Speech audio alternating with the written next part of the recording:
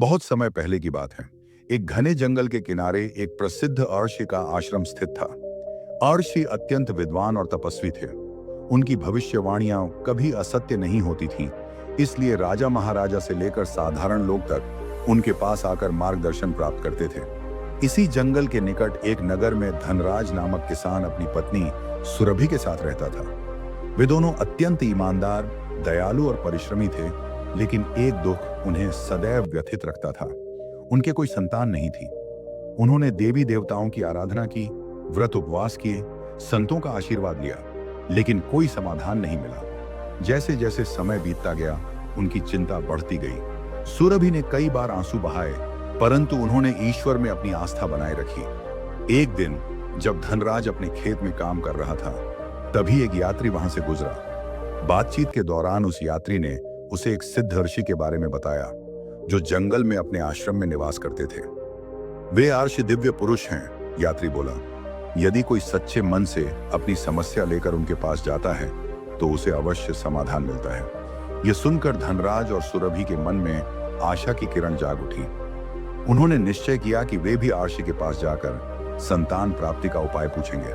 अगले दिन सूरज उगने से पहले ही धनराज और सुरभि जंगल की यात्रा पर निकल पड़े। रास्ता कठिन था, घना जंगल, संकरी पगडंडियां और जंगली जानवरों का भय, लेकिन संतान की आस ने उन्हें निर्भय बना दिया। कई दिनों की यात्रा के बाद वे आश्रम पहुंचे।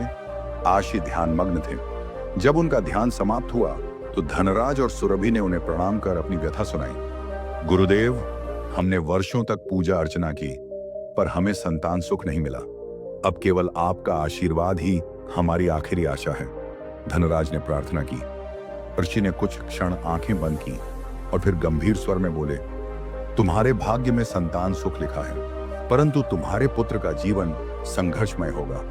यह सुनकर धनराज और सुरभि का दिल बैठ गया, लेकिन अर्षि ने आगे कहा, यदि तुम उसका पालन प्रेम, धैर्य और सत्कर्म से करोगे, तो उसका भाग्य बदल भी सकता है। अर्षि ने एक दिव्य फल निकालकर उन्हें दिया। इसे प्रसाद समझकर ग्रहण करो, तुम्हें अवश्य ही संतान प्राप्त होगी, पर ध्यान रखना, उसका जीवन कठिनाइयों से भरा रहेगा। धनराज और सुरभि ने कृतज्ञता से अर्षि को प्रणाम किया और घर लौट आए। अर्जुन का जन्म और पुनः अर्षि का बुलावा कुछ समय बाद सुरभि गर्भवती हुई। जब 9 महीने पूरे हुए, तो उसने एक तेजस्वी बालक को जन्म दिया। उन्होंने उसका नाम अर्जुन रखा। पूरे गांव में हर्षोल्लास का माहौल था। अर्जुन के 8 वर्ष के होने पर धनराज को अर्षि की बात याद आई। उन्होंने कहा था कि जब बालक 8 वर्ष का हो जाए, तो उसे उनके पास लाना। धनराज ने यात्रा की तैयारी की और अर्जुन को लेकर अर्षि के पास पहुंचा। अर्षि ने अर्जुन को देखा, कुछ देर तक ध्यान लगाया और फिर गंभीर स्वर में बोले, धनराज, तुम्हारे पुत्र का भाग्य एक निर्धन कन्या से बंधा है। विवाह के बाद उसका जीवन नया मोड़ लेगा। इसे टालना कठिन है। धनराज चिंतित हो उठा। वह चाहता था कि अर्जुन किसी संपन्न परिवार में विवाह करे, जिससे उसका जीवन सुखमय रहे, लेकिन अर्षि ने जो कहा वह उसे स्वीकार नहीं था। गंगा का जन्म और धनराज का षड्यंत्र। कुछ वर्षों बाद धनराज को पता चला कि एक निर्धन ब्राह्मण के घर गंगा नामक कन्या का जन्म हुआ है। यही वह कन्या होगी जिससे अर्जुन का विवाह लिखा गया है, उसने सोचा। धनराज ने ब्राह्मण से गंगा को गोद लेने की इच्छा जताई। ब्राह्मण गरीब था, इसलिए वह मान गया, लेकिन धनराज के मन में अलग ही योजना थी। वह गंगा को जंगल में छोड़ आया ताकि वह जीवित न बच सके।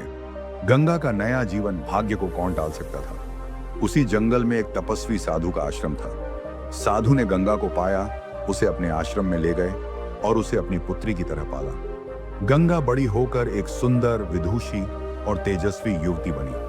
अर्जुन और गंगा का पुनर्मिलन। समय बीतता गया। अर्जुन एक बहादुर और योग्य युवक बन गया।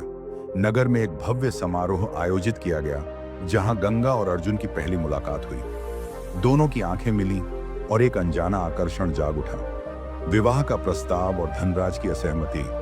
अर्जुन ने अपने पिता से गंगा से विवाह की इच्छा जताई।